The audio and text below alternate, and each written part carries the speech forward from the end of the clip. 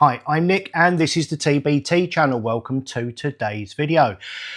Today's video is about reducing the power of a PCP.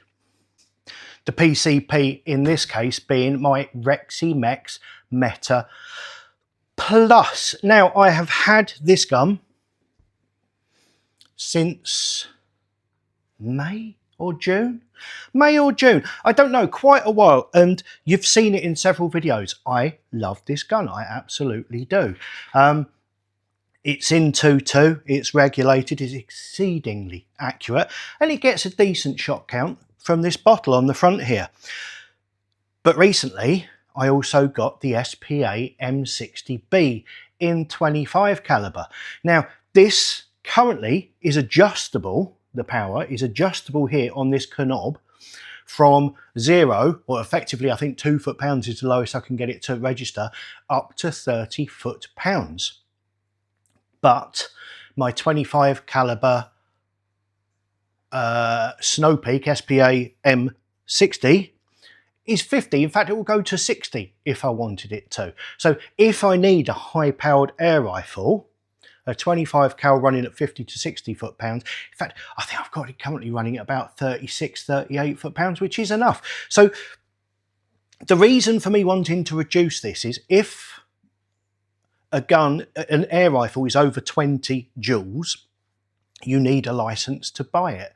But if it's under 20 joules, you can sell it to anybody and you don't have to register it as a high-powered gun because it's below the threshold of where you need to register the gun. So rather than registering 2, I'm thinking of reducing this down to sub 20, maybe even potentially one day sub 12. So if I wanted to sell it, one of you guys could buy it off me, because I'm starting to think I have too many guns. Now, Karen's not here. I don't know why I'm looking around like that. She's not here. She's still in the UK. But I'm starting to think I'm getting too many again. Sometimes it just goes a bit bonkers, you know? So if I can reduce this down so it's not a license, you don't need a license to buy it. It just opens up my options. Plus the fact it's going to use a lot less air. And this is a target gun, okay?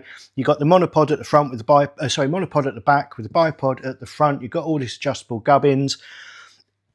It's for targets. It's too inconvenient to carry around or shoot offhand, whereas the other one isn't. So lots of reasons. So I'm going to look at making this. It's not going to be a permanent reduction because you can always turn it back. You can always reverse this process.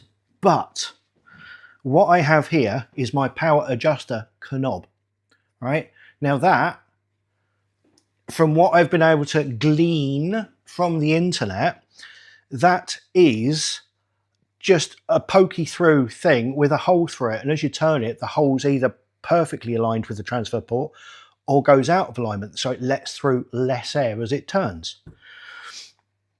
So what I want to do is remove that and then sleeve it with a smaller transfer port through the middle, and then find what size that needs to be to get it to under 20 joules, 15.5 foot-pounds. So this is no longer required to be registered. And that's what we're doing today. Now this goes for any PCP. Yesterday I made a video about adjusting the regulator and the hammer springs and all that malarkey on the SPA M60. And we found that adjusting the regulator pressure is the thing that makes a difference. The hammer pressure made bugger all difference. The hammer adjuster on this is here, that little clicky wheel thing there. Again, it's an external power adjuster, but it makes no difference. It's as close to no difference as makes no odds. So a permanent solution for this would be better. So I need to find my way into it. And I'm going to start off by taking off I'm going to say the cheap piece, because it is really. It's just a piece of plastic that's screwed onto the back. And you've got little risers in there so you can add or take those away to get to the height you want. And then that exposes this part here, which, with the aid of my little Olight torch. Right, I've got 2 little screws there. The good news is I can do this without removing my scope. don't know if I've mentioned it, but I love that scope. This is another reason, honestly, this is another reason why I'm thinking about rationalising the rifles, because I really do love the M60, and I've got a Thermite on it at the moment, DNT Thermite. That's £1,000. I mean, it's good. Don't get me wrong. I mean, a lot of you guys have got me. You keep telling me how bloody good they are, and I'm using it at the moment. I know it is. I've already bought 2 of these V2s. I don't want to have to buy another scope. But then again, I'm hoping something new will be out soon, and I'll get another one for testing. DNT, anything new coming out soon? Right, that should now lift off. That doesn't lift off.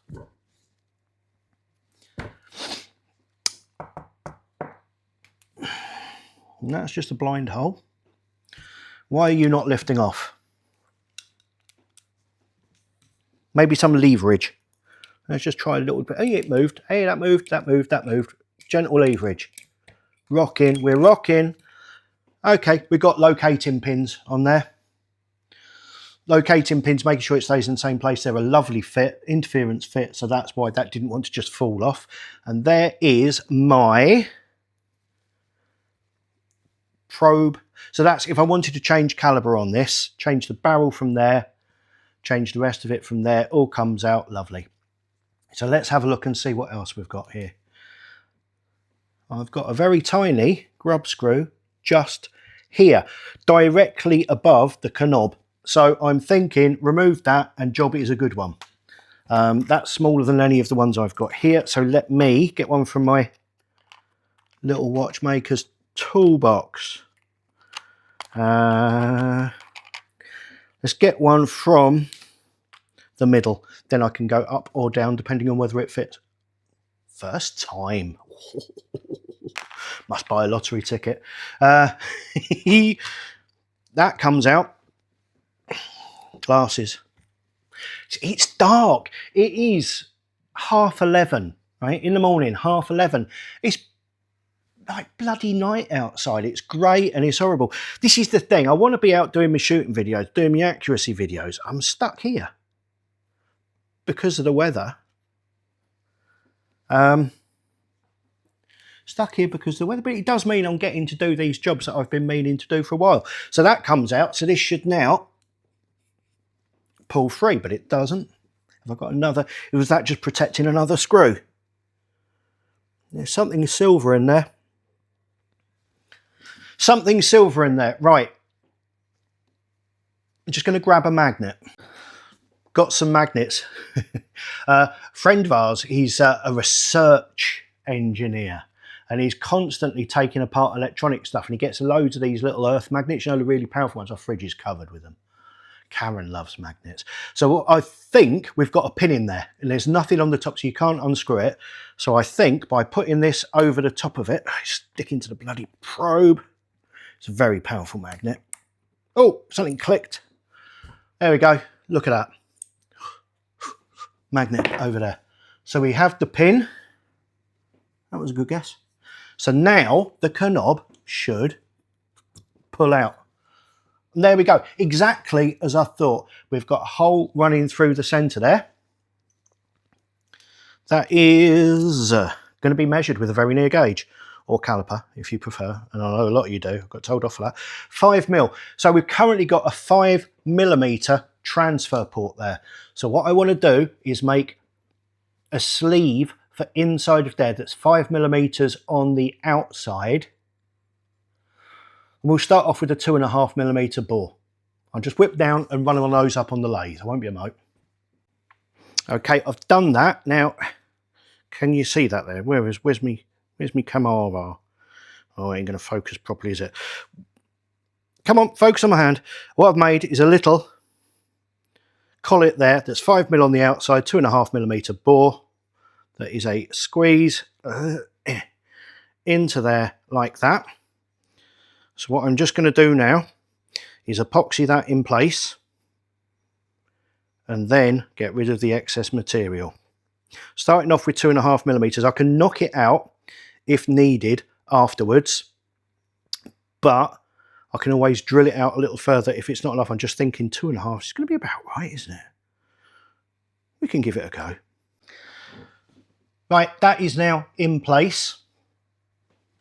Just thinking, that knob goes downwards, put it back into there.